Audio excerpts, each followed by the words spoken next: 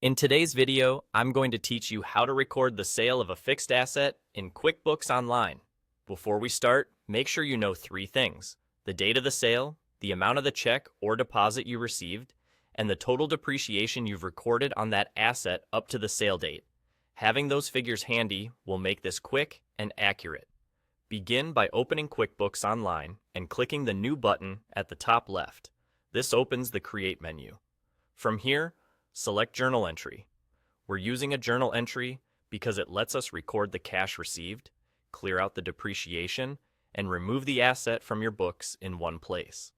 On the first line of the journal, choose the account where the sale check will be deposited, typically your operating bank account.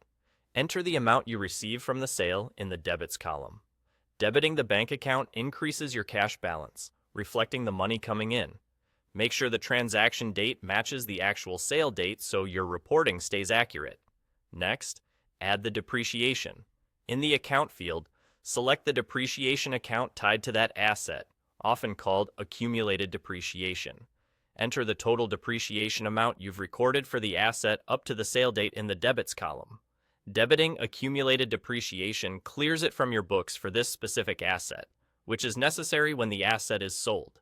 Now, add the line for the asset that was sold. In the account field, select the fixed asset account for that item. In the credits column, enter an amount equal to the total of the debits you've already entered. By setting the credit equal to the total debits, the journal entry balances, and the asset's book value is removed from your accounts. If your debits and credits don't match, double-check the amounts for the cash received and the accumulated depreciation. Take a brief moment to review the date, accounts, and amounts. Clear descriptions in the memo field can help you or your accountant understand this transaction later, especially if you need to reference it for reports or audits. When everything looks good, click Save to save the journal entry. You can choose Save and Close to finish up, or Save and New if you're entering more transactions. That's all.